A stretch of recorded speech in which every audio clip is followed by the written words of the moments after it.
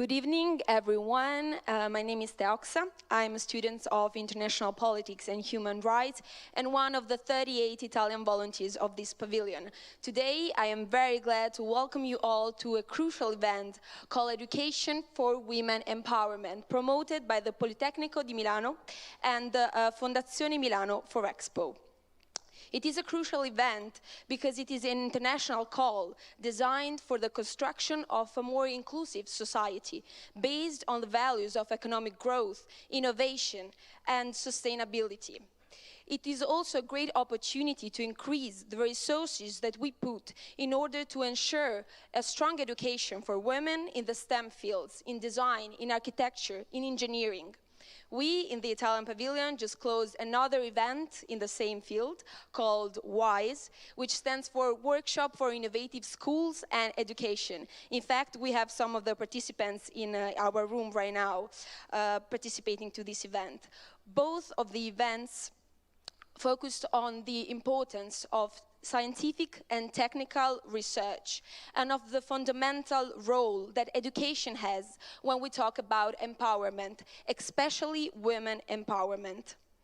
I would like to close my speech by posing a simple question to ask, but a question that is for sure very meaningful to think of, and is how can we promote a strong education for our female students?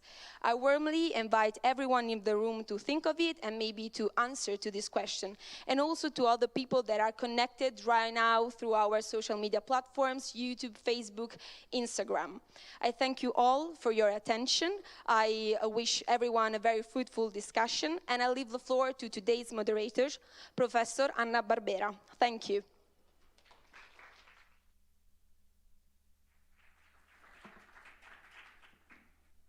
Okay, thank you very much. Thank you very much to all to be here. Tonight I have the honor to represent Politecnico di Milano to launch this extraordinary call on which a team of people has been working for over 3 years. I would say you that we need to make a small, very quick flashback. The story started 3 years ago by Sergio Padula, that is here. He was my former student who introduced me Dr. Rafia Gubash, that is our guest today, and her amazing museum is a Dubai Women Museum that you should all go and visit if you don't know, because it's very, very important. With her and with my let's say, partner in crime, architect Indu Varanasi, we organized an exhibition called Her Story. And Her Story was inside, curated by Dr. Rafia and hosted at the museum.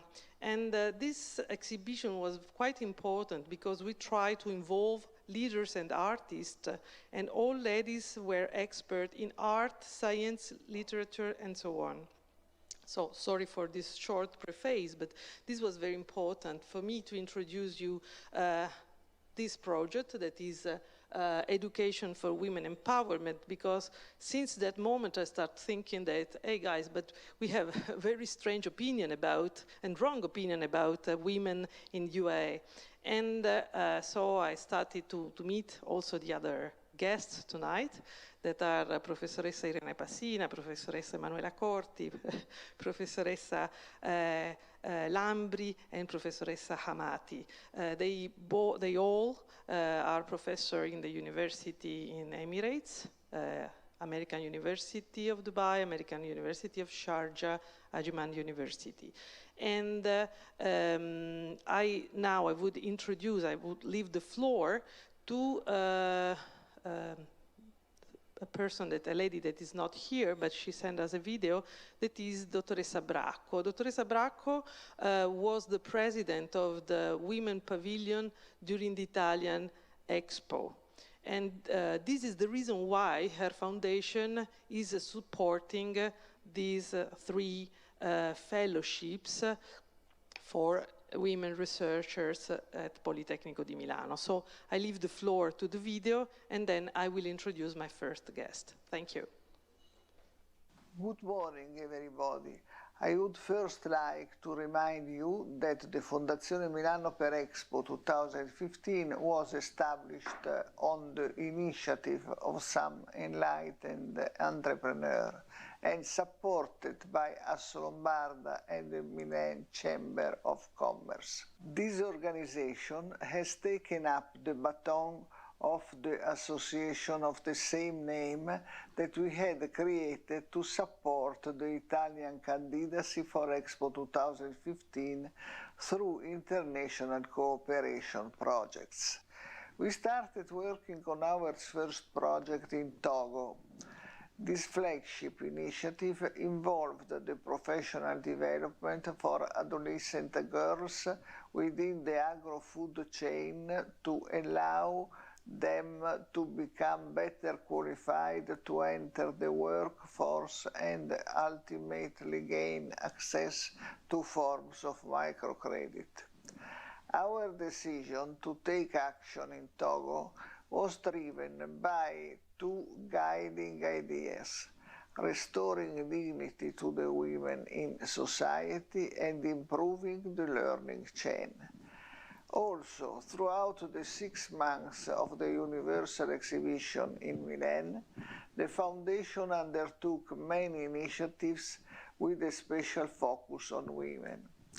Now, on the occasion of Expo 2020 Dubai, the Politecnico di Milano and the Fondazione Milano per Expo have launched Education for Women's Empowerment, an international competition to support the building of an inclusive society based on innovation, sustainability, and economic growth. It's an important challenge which aims to help create a dedicated environment for education and training, as well as increase resources for better education for women in disciplines such as STEM, engineering, design, and architecture. The Fondazione Milano per Expo 2015 has always been committed to meeting the challenges that, today more than ever, enterprises must know how to face, building an environment that favors inclusion and diversity, and working on the increasingly critical issue of matching university education with the demand for professional profiles.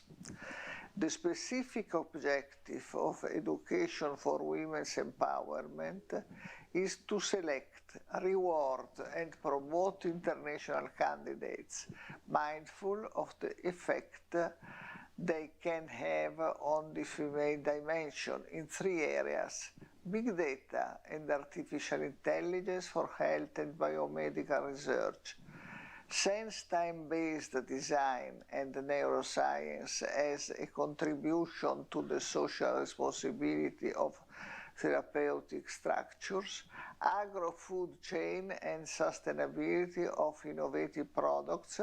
We are here today to place the international spotlight on the addition of female skills to the technical and scientific research sectors and the labor market. The invitation is open to those with a bachelor's, doctorate, or master's degree. The candidates chosen by the commissions will receive a 1-year research scholarship at Politecnico di Milano. The winners will be announced on 8 March 2022 at Expo 2020 Dubai. Let me conclude by emphasizing the importance of STEM paths for women. This was one of the central points of my agenda as Ambassador for Women Empowerment for the B20, the global business community's voice to the G20. Bringing a growing number of women back into the workforce, breaking down cultural barriers to STEM education access for girls, achieving gender equality in the roles that count, These are the top objectives that we set inside of our international task force, which we have translated into a number of recommendations for the G20 governments, all of which are backed by specific data assessment. Women's participation in the world of science and the technical professions is in fact still greatly hindered by bias and gender stereotypes.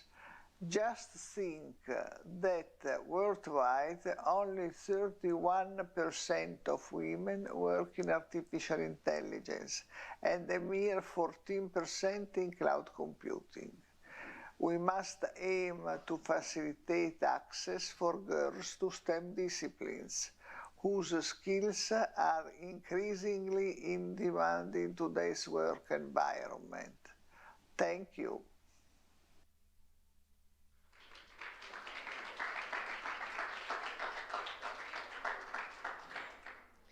So now I'm inviting on the stage Professor Rafia Obaid Gubash, and I'm introducing very quickly her. Having a history of successful career in academia, Dr. Gubash had many leadership positions.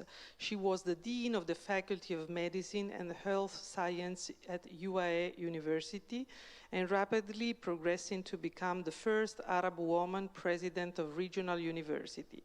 She successfully completed 8 years in this position with many achievements, including innovation in medical education.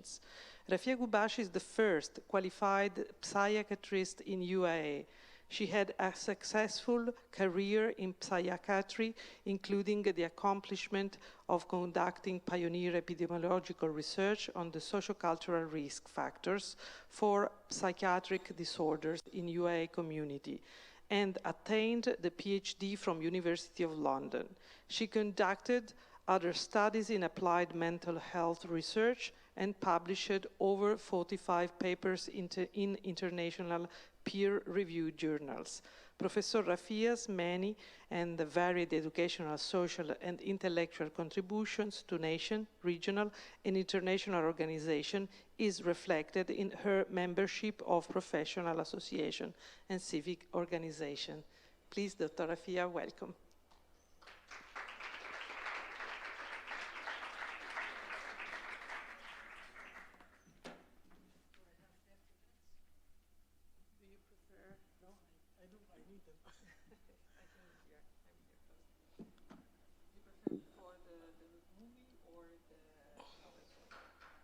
No, I will go to the PowerPoint first. Assalamu alaikum wa rahmatullahi wa barakatuh. Peace upon all of you. I would like to thank very much all the team of the Italian Pavilion, and especially my friend, Dr. Anna Barbara. It's a great pleasure to be here in front of you to talk about my own experience with regard to women empowerment. This is what I always start with from Quran. Oh my Lord, advance me in knowledge. My success is only from God. I do believe in that, and I do feel that all the time. Just a few minutes before we started the seminar today, I've been interviewed by the German radio, and they focus about the issue of women. But from the stereotype way of the foreigner to the Arab Muslim. So I think I use a lot of my energy on that interview because it was a bit although everybody talk about women empowerment, and I think they mean to be empowered by education and work, I have different opinion, which I will come to it later on. And today here in United Arab Emirates, if we will have to fight is for the men to finish their education, not for the women. the women already achieved their education. They are 4 times in the university, 4 to 1 compared to men, and most of them go to further postgraduate study. Right. I like to start with this statement, which it was interviewed in the Economist magazine, the British magazine. My mother and my grandmother and the generation before were really empowered in different style, in different way. But because they are covered as part of their culture, people think that they are just useless in the society and in the community. Education started as long as people in a society, maybe not the level of education we see today, but we have this type of teachers who some of them learn how to read and write and how to rehearse Quran. And in every small community, one lady will open her house with a tent to teach other students. And this is the first class, an official school. It was in Sharjah in 1953. So the modern type of education started in United Arab Emirates in 1953. These beautiful girls, dressed with all the gold they have in the house, this is the graduation ceremony when one student finishes a chapter of Quran. Now, in United Arab Emirates, in the Gulf region, in the Arab world, it's like you in Europe. Every time there is different rule of women. But from the 50 here in United Arab, especially in Dubai, women were involved very much in business of all type, real estate, opening factories, everything. And actually, I can show you, for example, this the lady in red color. The lady in the red color, she's still alive.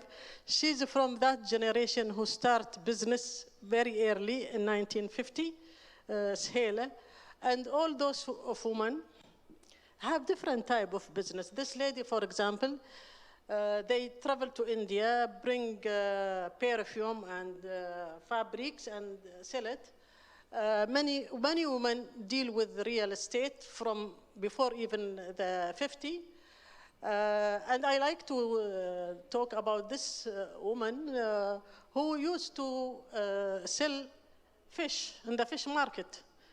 And when I wrote about her, I took permission from her grandchildren because they all become well-known people, doctors, and they said, we are proud of our grandmother. It's because of her we managed to get and to finish our education.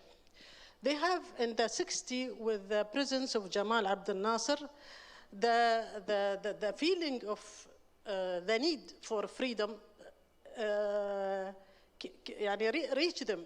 And many women, I interview them, they communicate with Jamal Abdel Nasser through letters, and this woman here from Ras Al Khaimah, she wrote to the president of Iraq at that time, Abdel Arif.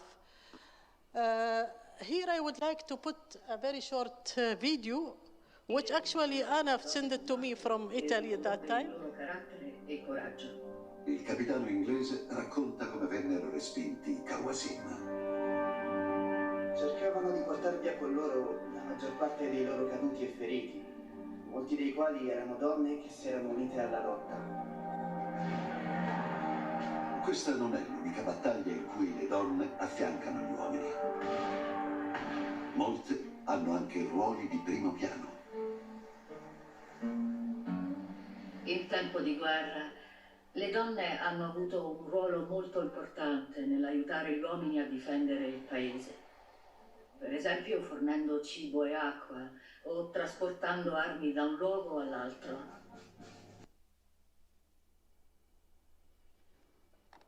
That was part of a very long documentary about the history of United Arab Emirates. And it was translated to different language and been broadcast everywhere. But what is the story? Maybe it's not clear, the voice. The group of the production team came to the Women Museum and saw a very small information about Ras Al Khaimah women were involved in fight against the British. So I get that from an Arabic magazine, but they went back to London and get me the original document by the captain of the ship, of the military ship, not an ordinary ship. What he said in that document, that the British ships came and destroy all Ras Al Khaimah. That's in December 1819. They, except one house, they kept it for their soldiers. The soldiers stay that night in that house, and at night, of course, the British killed majority of the men in the city. So the women came at night and entered that house, and with this very simple weapon, get rid of the British on that night. So the British sent another ship to destroy the whole city. Now, of course, we are talking now in a different time with a different attitude, but I think you should be proud with a woman fighting for their own country without weapons. It's just a very simple thing to fight with. Now, this is a role in our history, but nobody mentioned it, nobody write it down, nobody even teach it to the student to be proud of the woman. They are not just selling fish and trying to help their family when majority of the men is in the sea for 6 months. People, they don't look to this aspect of the society, which is very important for the identity of the national. I have many stories which I collected in this encyclopedia about Emirati women, talking about more than 600 women in details from 1990 till today. This week I am working, and I hope maybe I receive help from Barbara, from Anna and Indo. It's a new room I am preparing about women from Ajman, one of the very small emirates. What is special about this woman? That her mother taught her how to read and write. Hajar, she was born in 1910, and her son gave me all belonging. I found that her books, published in 1899 until 1980, she is a woman who not only read but teach the neighborhood how to read and write and to borrow books. With that very poor environment, women in United Arab Emirates seeking for knowledge, seeking for source of education. I think it's this type of history is more important than giving some statistic about how many universities we have today, how many female students. In other country also, like in Oman, this lady Fatima, I think she was born also in 1910, and she went to Egypt and get her PhD, and as you see here, obtained in literature Latin language from London. And in every country we will see a good example of those who did their best to learn. In Egypt, May Ziada, the first woman to open a mix salon for literature. And recently, I think some of you will hear about Nawal Saadawi, who died this year, and you see the coverage from the international magazine. Nawal Saadawi, she is not from that long history, but for us, my generation, we read a lot from what she wrote about Nawal al-Saadawi, about women in the Arab region, and she fight to make some of the issue which is not accepted to be discussed in open. She was the first woman to open this discussion about equality, about circumcision, about many issues. So the recent history also, we have women who did a lot of beautiful work for culture and heritage. Sheikha May from Bahrain, Sheikha Hissa from Kuwait. And we become now as other in the international magazine, like last year I was in the National Geography to represent the Arab woman in the way I work. I have the chance to study in London and Cairo and to work in Bahrain, Dubai, and Al Ain. But if you see, I was here. I was in this school. This is my teacher in 1965. But I managed to get my PhD from London University. Nothing will stop us if we have the energy and the clear aim from what we want to do. And the good thing that our leaders here in the Gulf region highly appreciate women who work hard and who really contribute much to the society. As Dr. Anna mentioned, I was very interested in research, especially the point of, as you see, we live in a very simple environment, and in 50 years, and this is our 50 years now, we will celebrate that we jump from, like my story, from a school where I was sitting on the ground in a tent without water, without electricity, but I managed to get through to London University. So that change, that fast socio-cultural change, how it will affect the woman. So my PhD was on that aspect, and my theory, I thought, to compare between traditionality and liberalism. And I thought that the more modern you are, the more healthy. I thought that was my theory, but it happened not to be proven. Actually, what I found is very interesting is what's called the cognitive dissonance, is how much you believe in what you do. Not what you do something and you believe in another thing. I'm jumping from one issue to another just to show that also one of my activity, and I am very proud to that I founded the Network for Women in Science and Technology when I was in Bahrain with the support of Her Highness Sheikha Sabika, the wife of the King of Bahrain. I am still working in this and working to give the women in science who's hidden in every society. They are in laboratory, nobody knows what they are doing, nobody put them in the media or see their contribution. So I'm working hard with a team of ladies to find a way that women in science should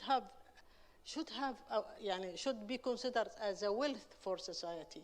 It's not the case. They are just hidden in the university, in the academic area. We want to enhance the awareness of the Arab and international community. Many other. Also, we would like to those. And if you read sometime news from Saudi Arabia, you will notice something. Many women now register their what you call it, a new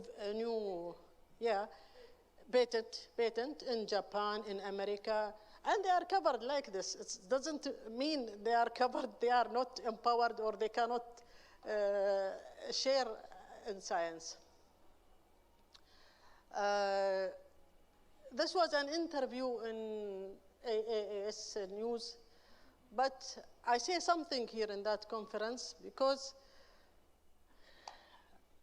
I am very interested in politics, but I am trying to keep every conference we have, we find somebody coming from the Foreign Affairs Office of the Embassy of United States and that conference. So I said this is a statement that we would like to work with the American people, with the European people, with everybody, but please outside any political agenda, because they will use us immediately. So I have to make it that clear. This is because this is the assistant of the Minister of Foreign Affairs at that time. What's her name? The lady in America. شو اسم وزيرة الخارجية الأمريكية السمراء؟ Condoleezza Rice, yes. So they send us a team just to see what. My involvement not only here in the Arab region, but I am also a member in Germany and the World Future Council, a council which works to help protecting the earth. And for 15 years they are talking about the issue which now it's the top issue, the challenges we face now with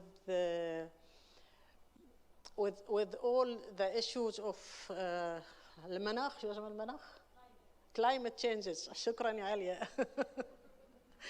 Now I will relax and I will take you to another story, which is the Women's Museum.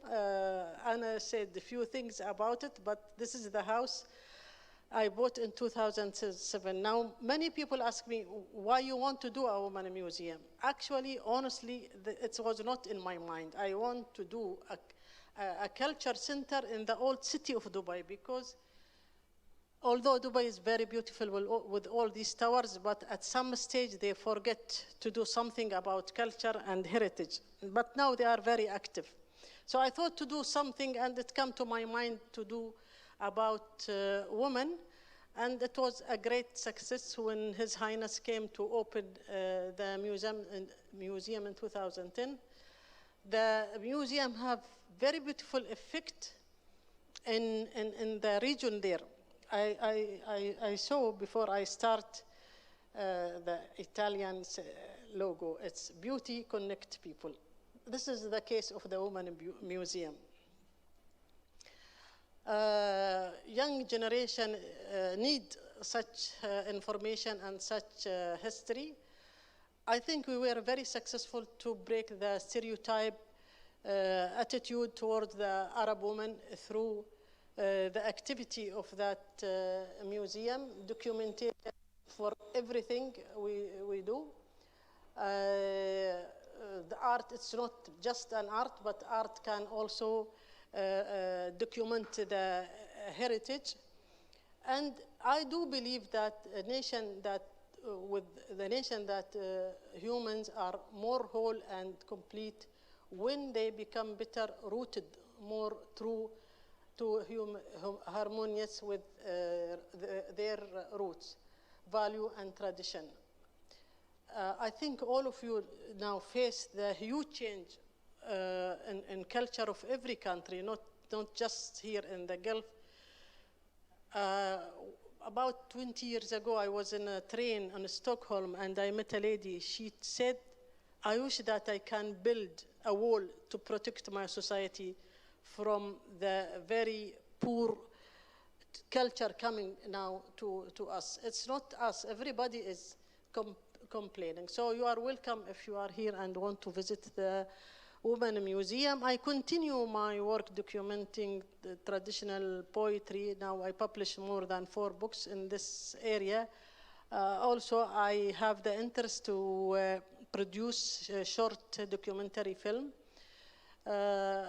So coming to Anna, to my understanding to empowering women, it's not just getting education and job, but more of self-confidence, security, optimism, ability to love, to create relationship, and to have a self-satisfaction and happiness.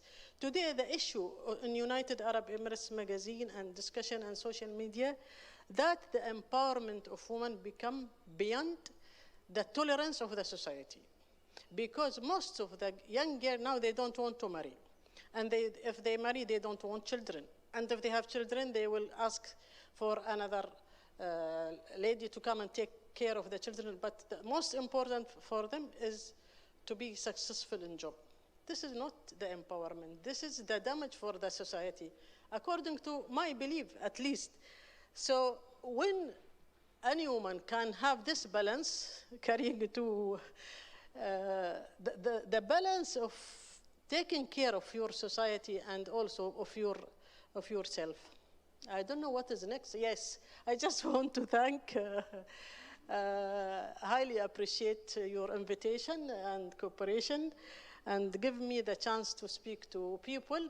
I have very interesting relationship with Italy that this young Italian architect, he helped me very much in all my activity, Enrique Botta. I met him because his father was a professor. When I was a president for a university, he was professor for microbiology. The first time we have a professor from Italy, always from Britain and American. So we are happy to bring beauty also to our academic life. He helped me actually in Enrico. In every project now I do, I invited him. Just now when I was sitting there on the lounge, drink coffee, I noticed there is very beautiful yellow light. And this same company from Italy, Frau, yes. So that's the beauty which I enjoy. It happened to be that my cousin, Fatima Luta, a very famous artist, live in Verona.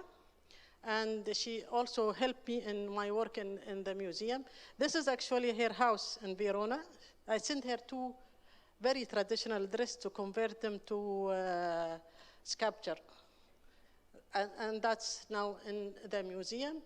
Massimiliano also and Dr. Elizabeth, all of them from Italy, work with me in the project.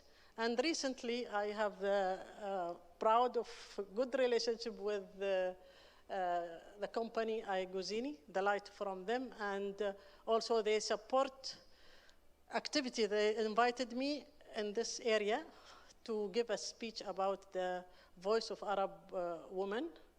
It was during a horse races there, where His Highness Sheikh Mohammed and His Highness Sheikh Fazza Hamdan, I met there on that area. And recently, Dr. Anna, she talked about her story, and we will put now a small video, please, about her story.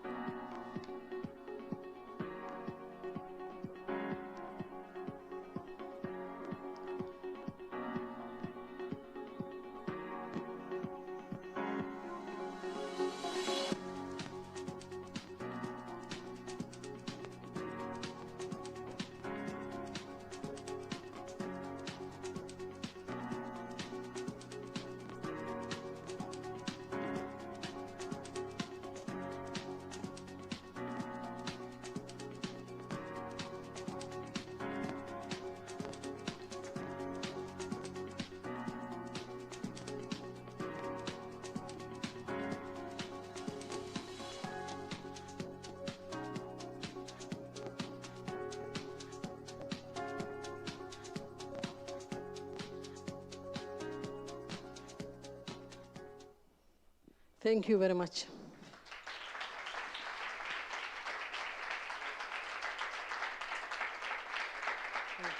Thank you. I think I still have 5 minutes if there is any comment, because... Is there any question from the participant? Do you have one? I have many, indeed. You are a scientist. I do very fast. You are a scientist, and you say something about, okay, when women empower, most of the time they believe that it's related to the job. It is not a sort of emancipation in consciousness, in beliefs, and well-being, and many other things. Do you think that there is a sort of difficulties to approach the scientific disciplines, or is a stereotype? Because recently, a few days ago, a journalist asked me about the women empowerment. I say that women empowerment is not a problem for women, it's a problem for the market, because it's the market that doesn't say and give possibility to the women to enter and to work. What do you think about this? Well, I will go back to the interview I have with the radio, German radio. When last question they asked me, for example, now in Germany there is a law that will allow the woman who have a baby that she go to work and her husband have a holiday to take care of the. Well, yani, if I am not polite, I will say something very bad about this woman, because it's not, yani, she's not for that purpose. She's a mother, she have a baby, she have a big role, not just to go to work. This is the problem now in our society, although we are just 50 years old, modern country. Yani we are here from thousands of years, but to say United Arab Emirates is 50 years. Now in 50 years, we have this generation who want just to go for work, to have income that not, see, what we noticed in my mother generation, that every woman will help another woman to be empowered financially, to help her in business, to get her a chance to do something for herself, because at that time the society is very poor. It's not like now. Now it's a competition, and not a competition in how much you learn and how much you are successful in academia or in research or in production. No. A competition in what you are wearing, in what you are carrying in your hand. A very materialistic attitude, which I think it's damaging the whole human society. I think that our next guests will show that a completely different attitude, and this is very interesting. There is a question? Yeah, first of all, thank you so much for sharing this very fruitful insight. I found very interesting, especially the historical part of female empowerment in the Arabic world that does exist, and it's present, and we don't talk about it enough. And I wanted to ask you, just out of curiosity, like a comparison with female empowerment in the past to female empowerment nowadays in the Arabic area. Well, now the past is 10 years, 50 years, 100 years. It depends. I don't know which past. But for me, for example, the woman I witnessed in 1960 and onward, they are more strong than the woman today. It is a real power inside them. They believe in themselves. They don't wait for the government to approve their rights, or anybody will approve their rights. They believe in themselves and to do the right thing and protected by the culture. Although sometimes the culture is more strong than religion. But still, it protects us. For me, I do believe in that as a psychiatrist, and from my research, that to be away from the culture is you expose yourself to mental illness. As long as you are very close to your roots, to your culture, you have something that protects you from mild mental illness. But if we measure with financial, yes, today women more strong. They have easy life. They can become rich in no time by different type of business. But that's not the case. Yani. This is not the point that you can take care of a family and of a children to grow up in the right environment. So they are today very, very strong, but that strong is very selfish. It's not something that it go to be in return that something is positive going to happen. I don't know, maybe I am biased, but that's the way I think. Okay. Thank you. Thank you very much. Thank you again. Thank you. Thank you, Dr. Rafia.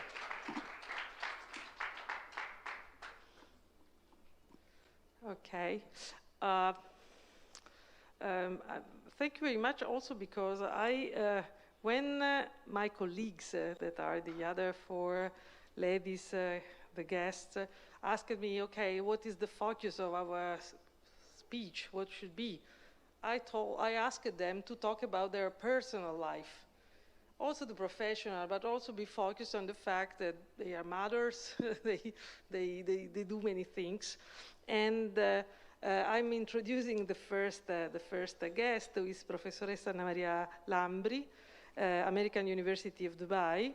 Anna Maria is an architect. She graduated in Milano at Politecnico and followed the Master in Interior Design. She specialized in hospitality design. Then she moved to UAE in 2005, where she works and teaches at the American University. She developed the projects, professional projects in the Gulf region, Asia, and Europe. And she is Associate Professor of Interior Design and Outtrack Coordinator specialized in hospitality design. So I leave the floor to Anna Maria, and welcome.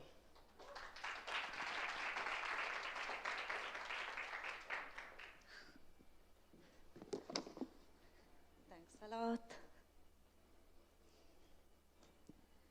I think we have a projection coming.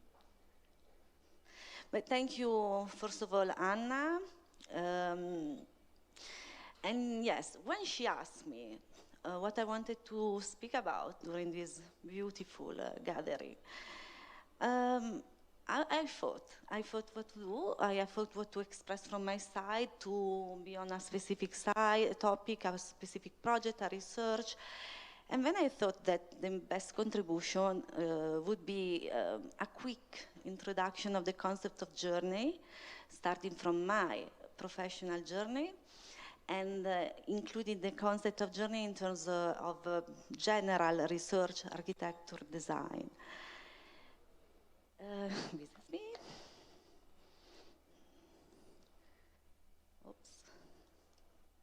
Here we go. My professional journey started in Milan. I studied architecture at Politecnico of Milano, and then I specialized in hospitality, as has been said. In Milan, I had the opportunity to work for important design firm, and I gained a diversified experience in the field of architecture and design, working on various projects ranging from international exhibitions to commercial, residential, and hospitality. Milan gave me a lot. It's a beautiful city, and supported the development of my concept of beauty and to connect with it, especially in terms of design and architecture. Beauty connects people as the main theme of this beautiful, as you can see, and you are, pavilion in Italy Pavilion in Expo 2020 represents well the journey linked to architecture and design. And beauty is everywhere. Dubai and its beauty are also reflected by design and architecture. And here we have two beautiful examples that I'm sure you know. Following, I've been lucky enough to work in interior design project in the UAE, initially from Milan. I was traveling, and then I've been asked to move permanently to Dubai and manage the offices in Dubai and Abu Dhabi for an international company. In the UAE, I work on a variety of commercial and residential design projects, and again, I've been lucky enough to be involved in very high-end interior design projects and some also royal projects. This allowed me to acquire specialized practice and experience and to explore many topics, especially in hospitality design. Hospitality design, I work with some of the major operators in the world, working in especially in Asia, Europe, and UAE. And then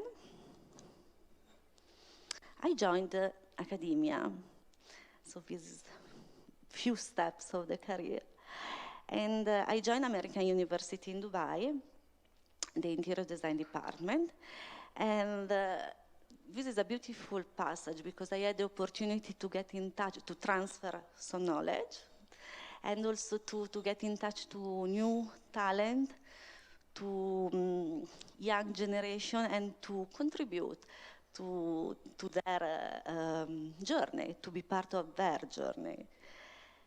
I'm associate professor in interior design, teaching mainly studio courses and hospitality design courses, and I'm also the outreach coordinator at the AUD Interior Design Department, and I'm collaborating with some of the major players of the design industry in the development of initiatives, challenges, workshops, seminars, and, for example, Guzzini, and jury member for some international events such as the Lighting Design Awards, Commercial Interior Design Awards. These being part of the design scenario is very important. It is important to understand the status of the industry and also the direction of the field. And the department that I work with gives the priority to the industry, to the connection to the industry, as a benefit for the students that will have open doors then when they can benefit from it, and to be connected with the market. Here you can see some example. This is one of the example of the challenges that have been developed. This is a collaboration with Herman Miller Middle East, done with the Interior Design Department. These are some of the final results.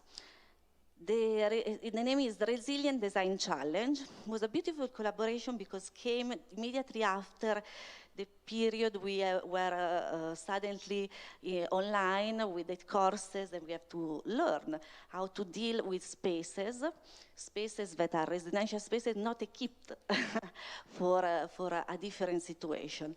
So the challenge came naturally to design and to study and research on an issue that was understand the working space in a residential space. That could be also transferred in academia, in a working solution, in a working space. And these are some of the results. The results have been brilliant, with innovative solutions answering the needs, often including green, consider air quality and circulation, multifunction, and overall wellness of the users. And you can see some examples here. This is another challenge, again, has been developed by the Interior Design, UD Interior Design Department in collaboration with Studio V. Studio V is the Studio V Design Challenge, and this is the final result of the winner. We have, I think, here also one of the, one of the winners. It was developed in AUD during a course. The concept refers to inspiration by some of the remarkable architecture of the city of Dubai. You can see the shape, for example, of the Burj Khalifa. And so it is deepening the link territory design. And this project is actually is a prototype, is currently in Design Week. In D3, you can go and visit right now. And there's been a beautiful collaboration, not only for as a course, but also for the connection with the industry. Also, other collaboration with Polydesign, the Interior Design Department, you did Interior Design Department, and Polydesign collaborating, and I had the pleasure to organize study tour to Salone del Mobile in Milano. Has been done a couple of times pre-pandemic, obviously, and we had the pleasure to go to Milano, visit the Salone, attend the event, do workshops dedicated, and was a beautiful experience, a full immersion in 1 week of design. I would like at this point to mention something about research, just a few things. So research is very important because it's analyzing issues and finding solutions and answers. I'm personally very interested in human-centered design, spacing from the study of the linked spaces and human life, with a human-centered approach to understand the needs, the issues, and then the solutions. Also, obviously, my primary area of interest is the development of the design, hospitality design field and its implications. In particular, the connection between well-being and spaces is very interesting for me, how they change linked to the needs and currently also new needs. On this regard, the pandemic acted as an accelerator on a process already started of change and hybridization of the spaces linked to well-being. With the pandemic and post-pandemic, new needs are emerging. In a recent study that I completed with my colleague Anna Cornaro, and I talk about wellness and the transformation of the spaces, referring to the analysis of international and regional case studies. This link, wellness, well-being, and mental health is very important and is connected to the spaces. So the spaces, they need to consider the mental health.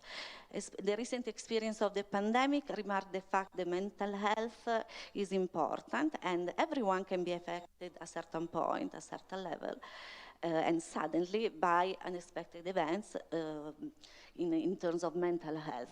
Therefore, wellness has to be a priority and spaces need to be considered in their design about the wellness. The mental well-being is very important, and this leads to the urgency for architect and designer to consider it during the design process. Another element to consider is the biophilic design that supports well-being as a linked nature and territory associated to well-being both in the city and the interiors, and is an innate need by human.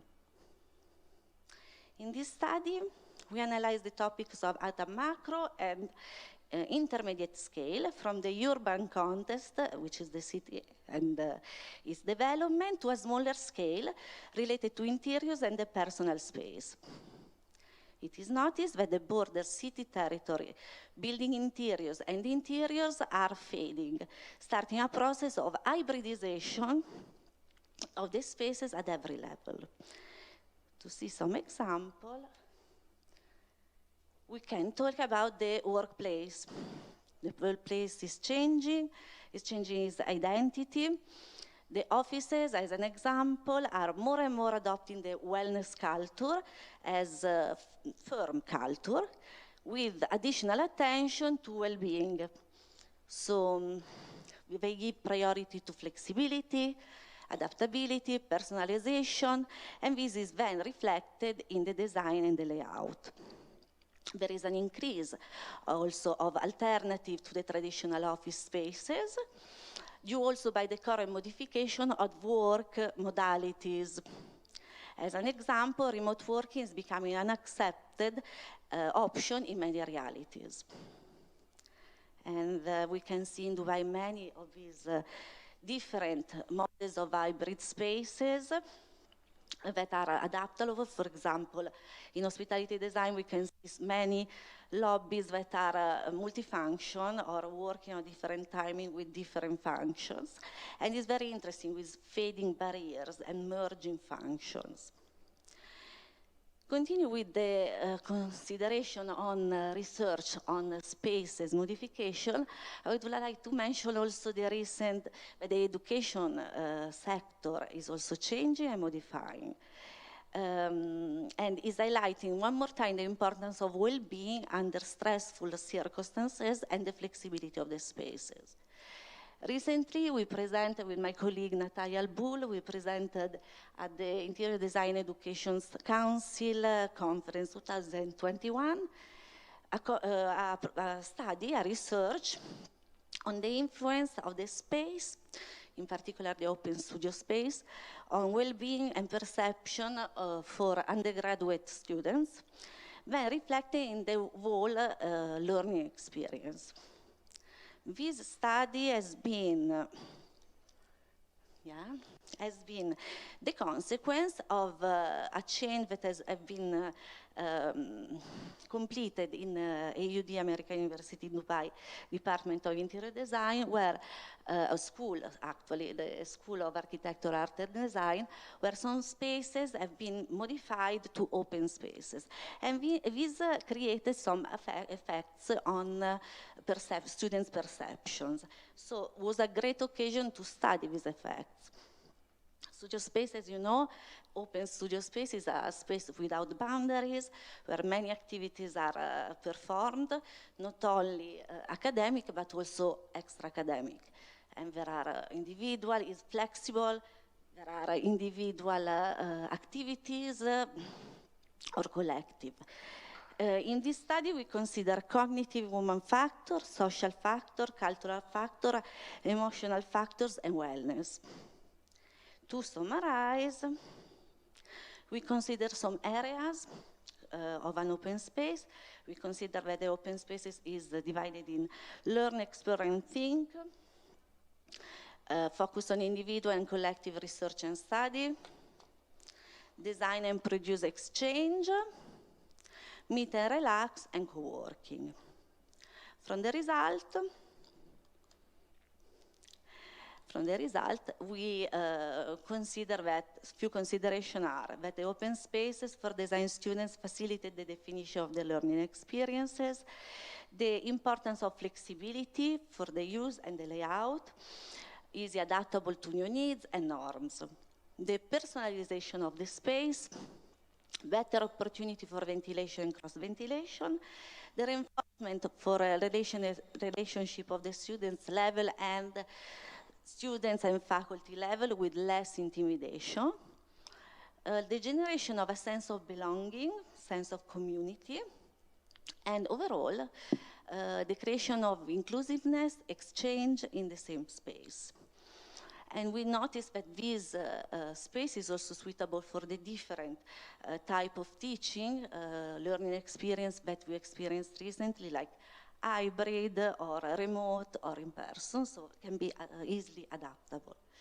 And this will lead to the next step of the study, which is the creation of a model or a system that is modular and internationally, could be internationally adapted to any situation, and this study is in process of completion. In conclusion, I would like to, going back to the concept of journey, and mention the words of Marcel Proust. The real voyage of discovery consists not in seeking new landscapes, but in having new eyes. So recognize the opportunity and make your own journey. Thank you.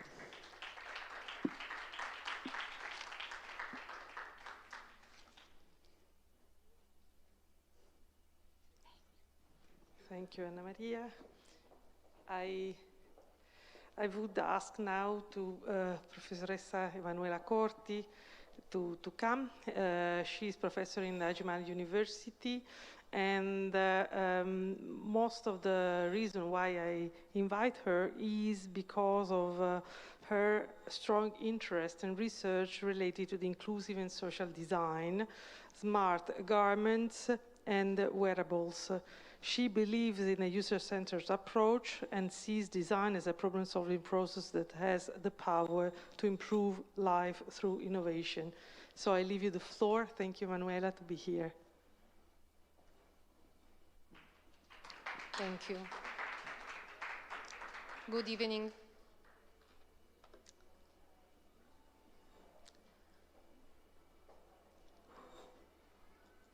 When I first came to Dubai, more than a decade ago, with my husband Ivan Parati, we founded a collective called Caravan.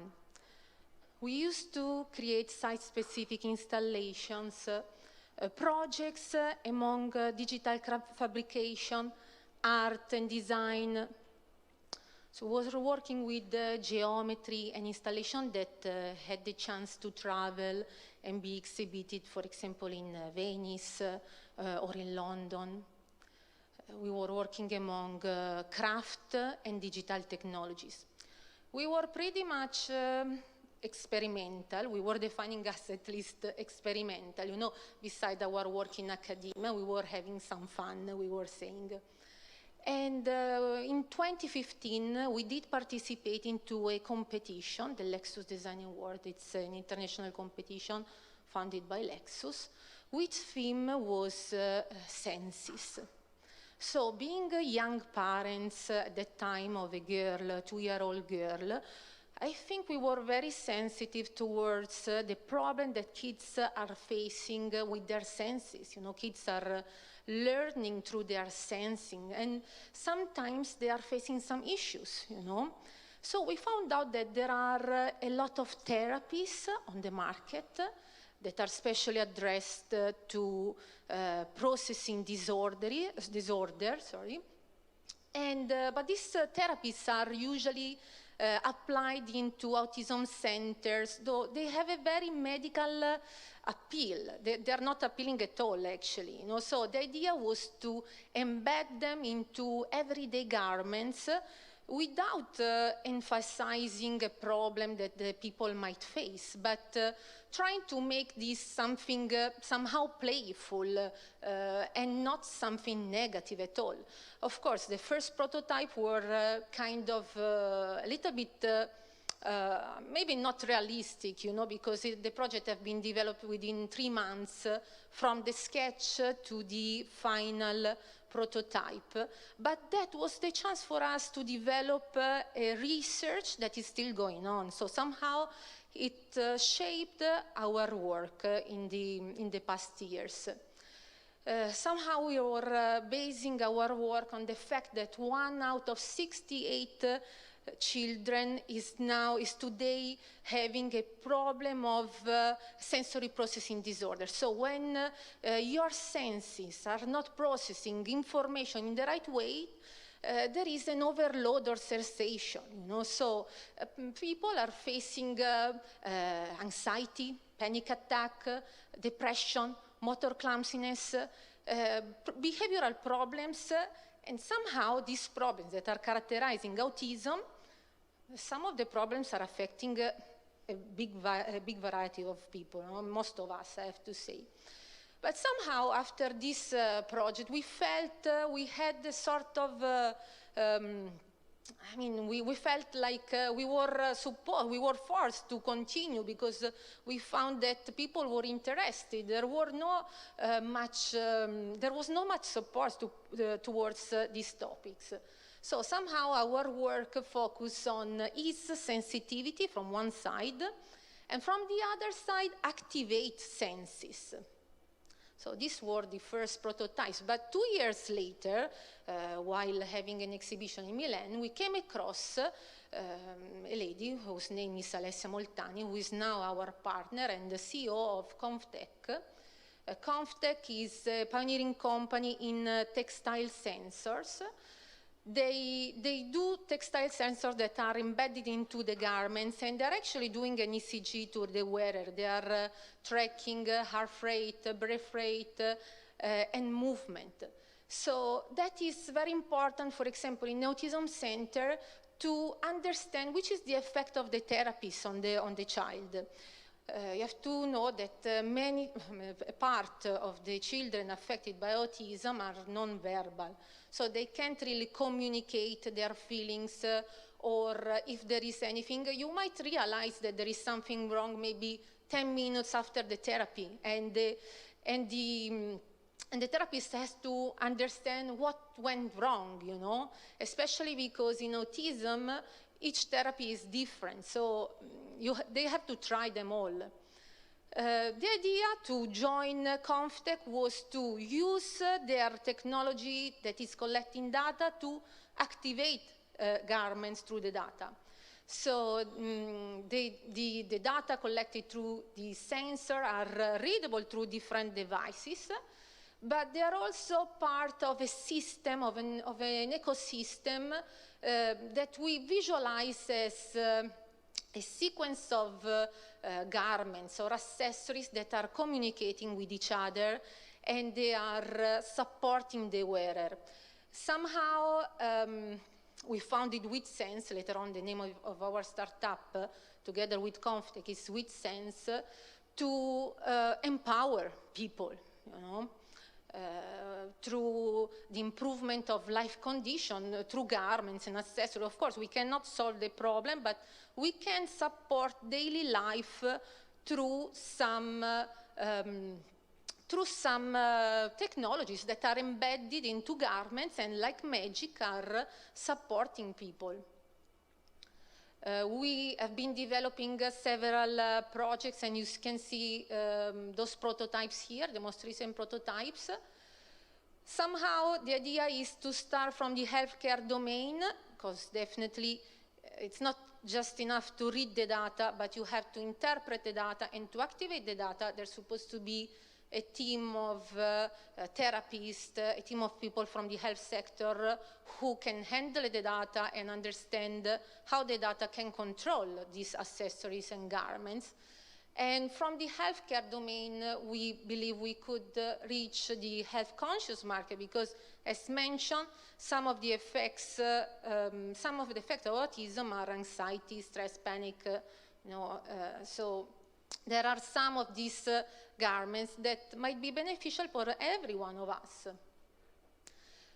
In our projects, we involve a variety of disciplines. So even the latest project involved a sequence of engineers from the biomedical to the electrical, mechanical. Micro-integration was a very important part. It is a very important part because those technologies, they need to be embedded into garments, right? So you don't have to fill those components. At the core of our work is the co-design, because we are designing for the user who is participating into the design and in the idea of these garments and accessories. And of course, the healthcare domain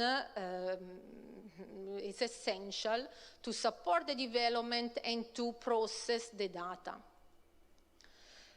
There are a sequence of entities that did support our work in the recent years. We received several European grants. We had the support of institutions like Fraunhofer, and of course some of the foundations that are working with autism, you know, every day. So somehow this is the timeline of our work since 2015. We received several prizes that made us very happy, you know, but of course our is an ongoing project, an ongoing work, and we're still working to develop our work. This was the Wear Sustain project, so it's somehow the second stage of the first prototype in which we developed an inflatable jacket. And this device that in the beginning was a biteable necklace, so an object that people can just bite to release stress and anxiety, but in this case it was transformed into an object that will ease communication, so an accessory that could blink in a case of emergency, because the wearer, for example, wearing a t-shirt that is that might indicate to the therapist something is wrong, something going on, but the therapist cannot always look at the screen, needs to follow the child in the therapy. No? So this object might blink in case of emergency, so the therapist can interfere. Or it might be used to communicate with people through different lights and textures. I'm not going through this right now. But further development that are already planned are including the ABBA, you know, it's a sort of a communication system for the non-verbals. So the idea is to develop this further through icons that can support with people in general communication of a non-verbal. And so you can see this object used in different way. The most recent project with the REFREAM grant was supporting another work that was focusing on remote haptic feedback. So by touching and exploring a pillow, some components in the garment were activated. This was especially thought for people with movement impairment. And, we were lucky to collaborate with the Fraunhofer Institute in Berlin, developing soft robotics. Soft robotics are usually silicon-based, but our idea was to create them in textile, so embedding them into garments, so making them in a way that they were soft enough to be on your body basically all the day. But unfortunately, it was 2020, it was COVID and lockdown, so we were not able to travel to Berlin, so it was very complicated. But we experimented with virtual prototyping, I have to say. So it was a good chance for us, especially for virtual fashion. It's not fashion, but we were inspired by the way the virtual fashion, because we started to explore with software like Claude 3D. And before to be able to produce physical models, we did digital, and that saved some time on the physical prototypes. These are some of the tests made with Fraunhofer. We were trying to create soft pockets. So the problem was to make them airtight and watertight, because they are made out of fabric. So that wasn't an easy task. So here you can see all the tests done with them to make them airtight.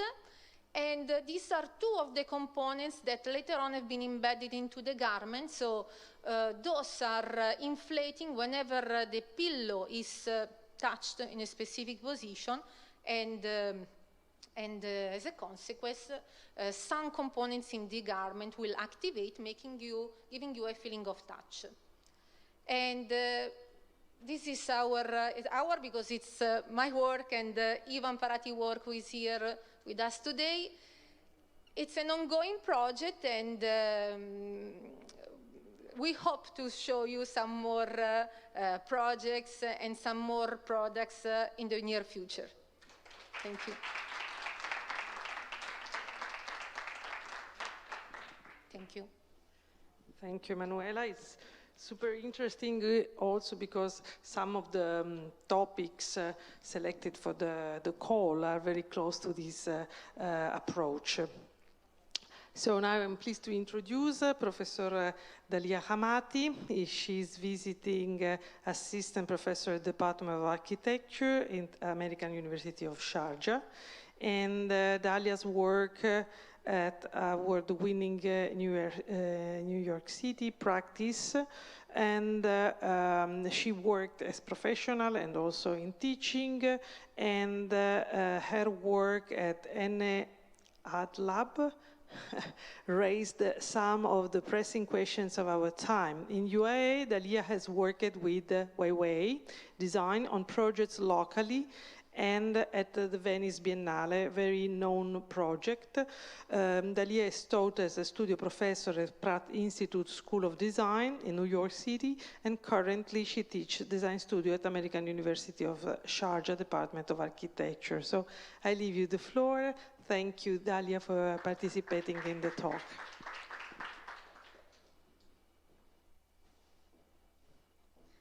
Thank you so much, Anna, for having me. This is a wonderful initiative. I'm very honored to be part of it, as well as part of this very distinguished panel of speakers.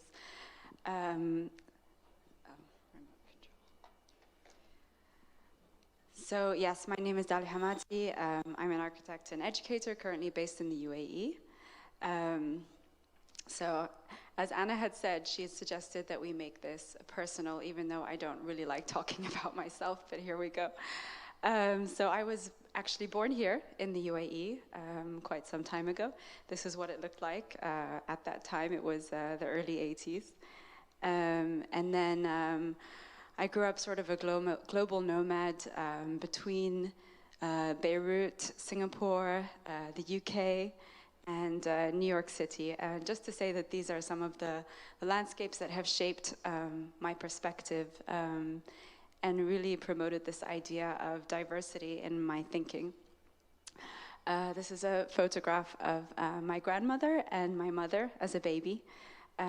Just to say that these two women who came before me have been an inspiration and are very strong women themselves, especially my grandmother, who had to sort of flee Palestine as a child and became a refugee in Lebanon and was forced to rebuild her life herself.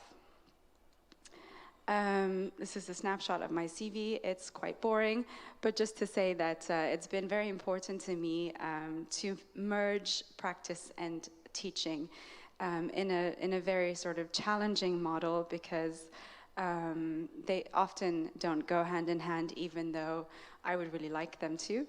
And the other thing that I would like to say about my experiences is that it's a reflection of this diversity that I grew up with. I really enjoy working on many different types of projects all over the world, because I find that even though it's maybe a less efficient way to practice architecture compared to, specializing, I find that the synergies from project to project tend to enrich projects holistically.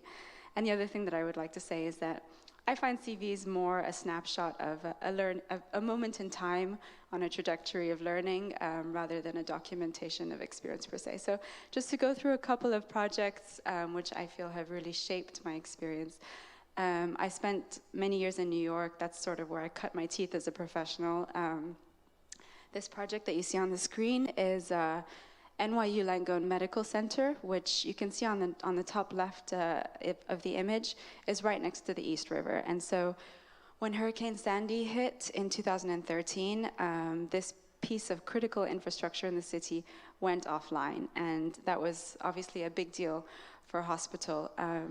And so we were engaged as a practice. I was at INEAD at the time, INEAD Architects, and we were engaged to rezone and remaster plan the whole block, which was a multi-year project which involved the commission of a couple of new buildings, but more importantly, of raising the critical infrastructure out of the basement onto the upper floors and essentially freeing up the ground plane for the public, which was sort of an emerging idea of a model of resiliency. Can we continue to build critical infrastructure on the water's edge in the age of sea level rise? And this was also the thinking behind this competition, which we entered back in 2013, which went on to win many awards. It was again in the wake of Hurricane Sandy. The image that you're seeing here is an area called Far Rockaway in Queens, which became inundated with water and toppled houses and really, had a big impact on the community there. So taking this idea of occupation on the ground plane and freeing it up for more fluid activities, we took it one step further and really investigated this idea of a live landscape. So imagine an active dune ecology on the waterfront, combined with housing that was raised a story to 2 stories, depending on where it sat, that really promoted this idea of synergistic living between natural systems and human systems. This is another project which is close to my heart. It's the new US consulate compound in Lagos, Nigeria, which is currently under construction. This, for me, was a really interesting project because it was an exercise in diplomacy. We often don't think of embassy buildings as their condition on the border between 2 countries.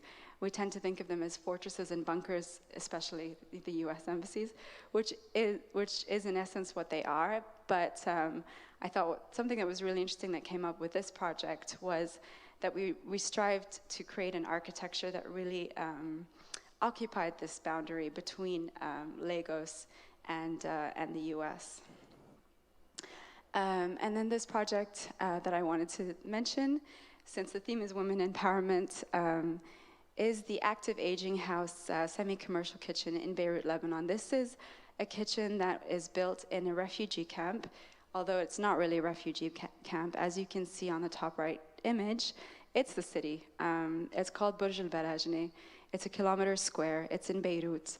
It started as a refugee camp in the 40s for Palestinian refugees. However, over time, it became more established and is now a fully functioning city. And this active aging house is a beautiful initiative for Palestinian women who specialize in making something called mlokhia, which is a fantastic dish. And they're so good at it that their product became commercially successful in the farmers' markets in Beirut. And they needed to increase their operations. And I love this project because it's a reflection of the ambition of these women who, are mostly in their 80s and, don't really have much going on in life except for the mlokhiyeh. But I thought it was a wonderful image of empowerment for these women.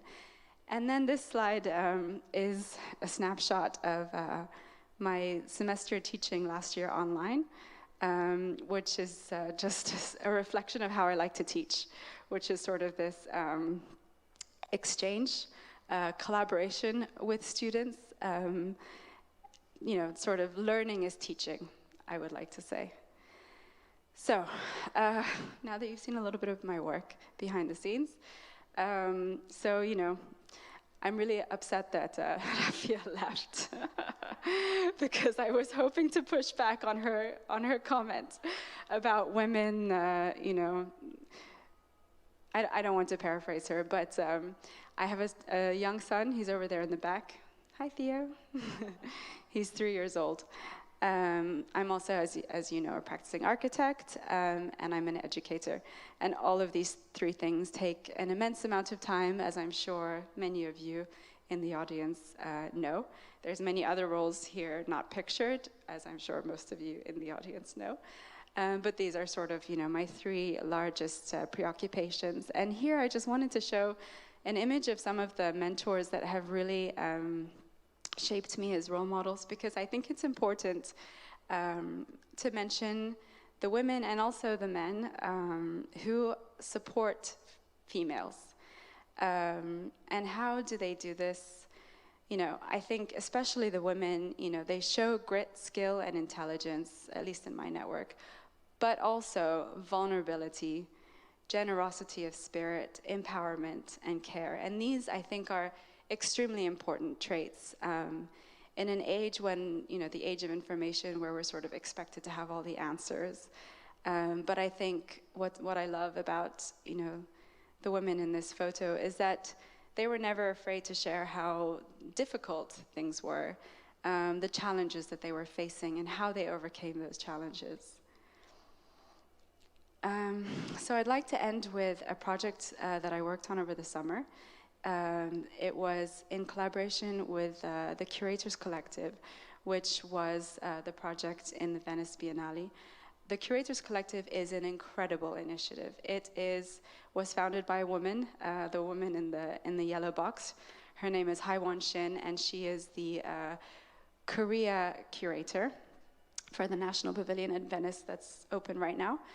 And she sent out an email to all the other national curators one day last spring, introducing herself and proposing that we set up some meetings on Zoom and have a chat and see what comes of it. There was no agenda, just an opportunity to, it was during lockdown, so in this world of, sort of borderless communication, can we start a conversation? And what's incredible about the system is that it was completely flat. There was no hierarchy. Even she, as the initiator, never sort of put herself in the center. She never had an agenda that she was pushing on others. It was a completely grassroots initiative. And what you're seeing here are images from curators here in the UAE, Japan, Kuwait, Poland, Portugal, to name a few. So, sorry, the yellow box. One of the initiatives that came out of this project was a bench in Venice, which is very close to my heart. It's an open call that we put out last summer, and it was open to students all over the world.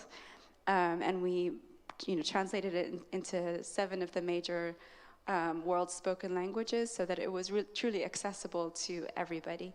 And the bench was asked to be designed using upcycled waste materials from the pavilion construction. So again, the curators donated all the excess materials they had so that the students had, they knew what they were working with. And the competition ran for 3 weeks only, but garnered close to 150 submissions, 3 of which we were able to build and are currently installed in Venice. And the other thing that's amazing about this project is that these benches, again, are making a statement with how they're sited, because we tried as best as we could, to have them occupy the borders between nations in a sort of secretly political statement of this idea that national borders are outdated, and we really should be collaborating more and working together. And I love this project because it's an example of what's possible as a collective, as a body of people working together. So I'd just like to end on this slide saying that, although we live in a complexifying world, I strongly believe that women are well positioned to shape this world because of our ability not just to accept complexity, but also to embrace it and to make beautiful things out of it. So that's my message. Thank you very much.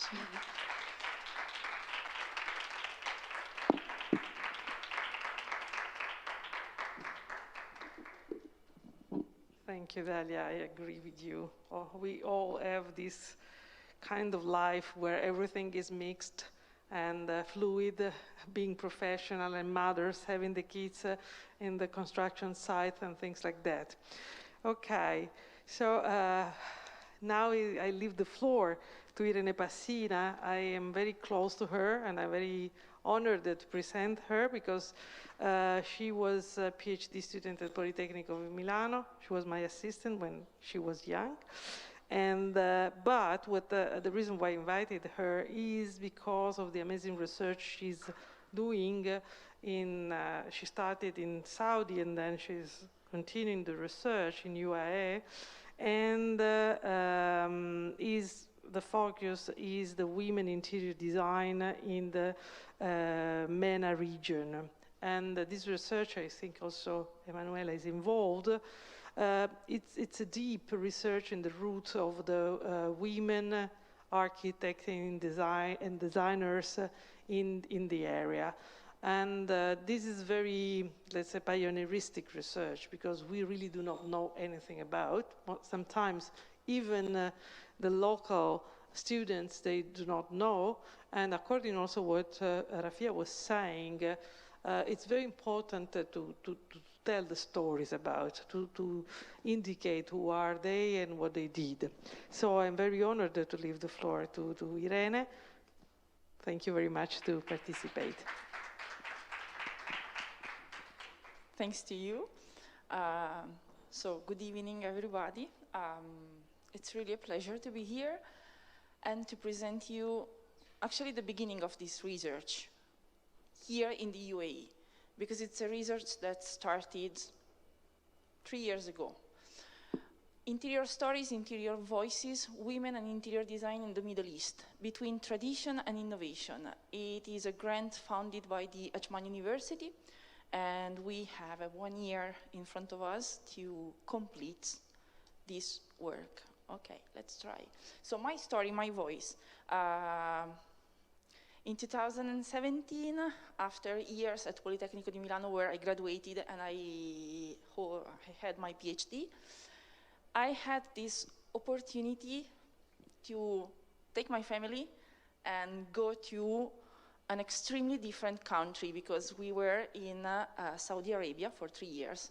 I was teaching in one of the most important universities in Saudi, Prince Sultan University in Riyadh. And yes, I was scared because it was quite a different environment, but it was really amazing because I found myself in a women world. In Saudi, all the interior design programs are just for girls. So I had the opportunity to work for 3 years just with women. All my colleagues were women, all my students were women, and they were the young generation in Saudi who were starting to approach a new perspective in the interior design field. In 2020, soon after COVID, we switched, and we arrived here in UAE. So my kids, they are not here in the room, but they are just outside. And when I arrived here, I Of course, I kept connection with my previous colleagues. And then I started to discuss with my actual colleagues to see which were the differences, which were the similarities with Saudi. It's still the MENA region, it's still the Gulf region, but every country has its own identity, its own tradition. So how can we check these connections and similarities? What are the stories of these girls who are studying in interior design? Because in our department, 78% of the students are female. So it's not 100% like in Saudi, but it's still the majority. It's something common also with Europe or even the US. But I think here it's more strong. There is a direct connection with the idea of traditional interior space. Architecture is something for the men. They build the house, but then they stop at windows and doors. And then the women start to work. So they have the power to decide what's the interior, how can they finish the interior, and the idea of the decoration of all the interiors, that it's not just something to apply to the skin of the interior space. It's really the idea to make it comfortable. It's the space they live, okay? So women in interior design, it was really interesting. So I started to contact back my colleagues in PSU and tell them, look, let's start to do something together. Let's create a network. Let's start to consider the different perspectives, the different opportunities that we have. So one of my colleagues, the one that she started with me in 2017, she's now in Qatar. So still a different country, a different perspective, but still in the Gulf. I have two colleagues in PSU with me, and then they were the ones giving me other directions. So we have now one of the educators in King Abdulaziz in Jeddah, so still Saudi Arabia. We have one researcher in Lebanon, in Beirut. We are three with Emanuela and Taher Eldanaf here in Ajman, and then of course Gyose in Qatar. But that's just the starting point. So we have this group of researchers, but everyone has a connection, and we are trying to create a larger connection, a larger network, because I think that creating the connections is how you can empower your research and find the stories to tell, because it's not my story, it's the stories of the young people who are working now, the ones who are studying and they are educated now, and they will go in the markets in maybe less than 6 months. So where they will go, because they are a lot. They are the majority. They are the majority of the students, so where are them, what they are doing, what's their stories and their voices.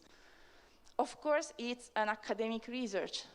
So we have the academic framework. We had to set our goals and objectives, quite different. But one of the most important one is the idea to map the female interior designers. So find them, find their voices, find their stories, and collect them to be told, to be spread, and make them recognizable. The academic part says that we will try to divide our research in 3 different parts. The first one is the literature review, because sometimes it's hard to find the documents. And especially here, a lot of them, they are written in Arabic. So it's not easy for us to find the information. We have the support of colleagues here who can help us to establish a literature references for our research. So the foundation, the bricks that will help us to build this research. We would like to do a benchmark. We are not the only interior design department in the UAE. We have connection in the UAE. Anna Maria is here, and Sharjah University the same. So we are a lot, but we have maybe different skills. We have different specialties. So benchmarking means to know each other and know the potential of these interior designers now.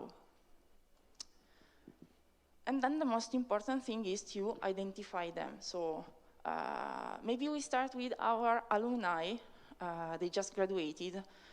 We know that plenty of them, they are working in many different studios, or they set it up their own practices.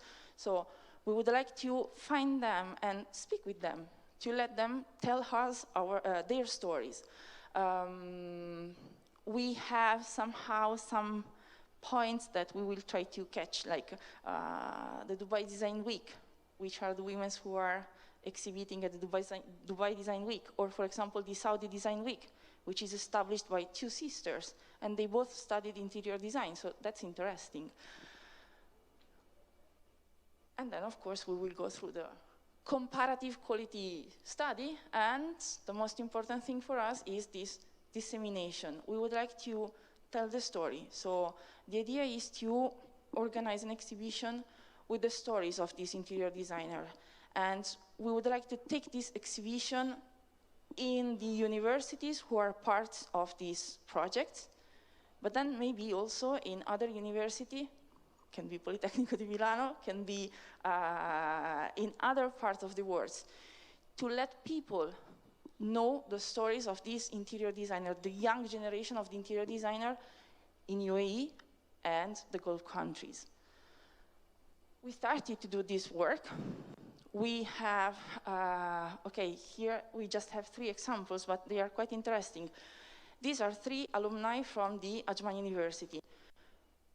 All of them, they studied interior design, but they are not necessarily interior designers. Like, for example, the first one, she is a product designer, but it's the education, the knowledge of learning design, learning how to do a methodology, a process. So how they are applying their skills, their knowledge in the work now, in the field. So Kaula, she is, for example, like she won a fellowship with Tashkil. She just finished and presented, I don't see her because there are lights. Ciao, Kaula. Or Azil, she studied interior design. Now she works with social media, and she helps other interior designers to learn and understand better the interior design field in general and the design process in general. Or Sima, who is almost leaving for Canada, and she is working in interior design, but she will leave for a master. So, yeah, what we will have in the end, or we hope to have in the end, are a lot of different stories, a lot of different phases. So we will have this map of young designers who will tell us how to improve and implement and make better also our work of educators in the UAE, in the MENA region, or just like educators, because that's our work, our passion, it's, I think, our life. So, yeah, that's it. Thank you.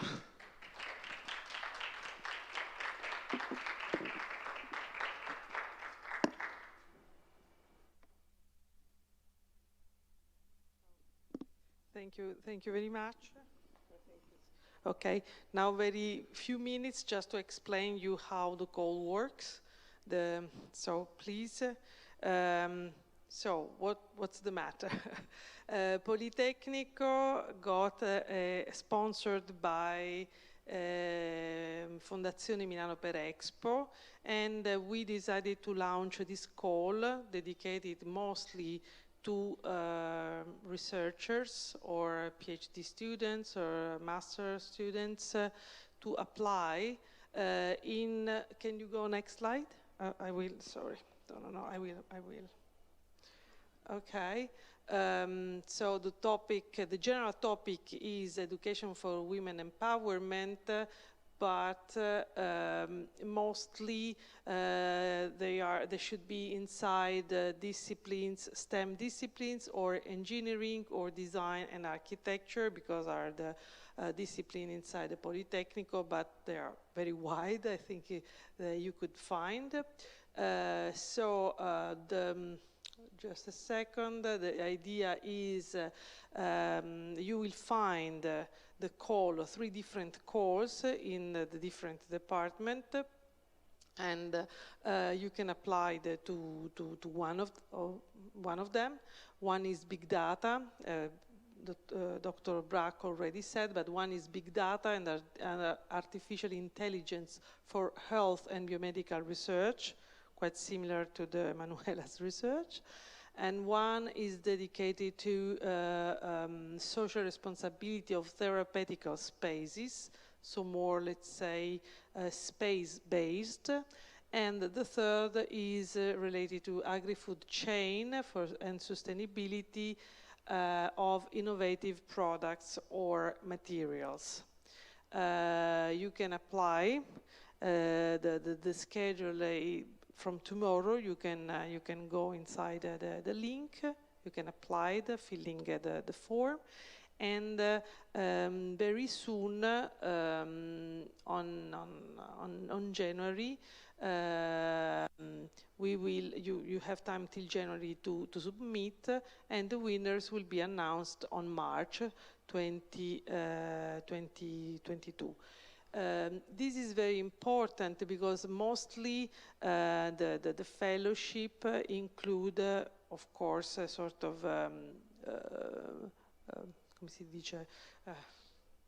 Sorry, it's a grant that covers the costs and give you as a PhD a monthly fee to live in Italy, because you will spend 12 months in the Politecnico di Milano in the 3 departments, and mostly involved in a research team, because the design team is my team, that is called the Labyrinth. It's a research team that works on therapeutical spaces for Alzheimer and every kind of neurological and physical disease.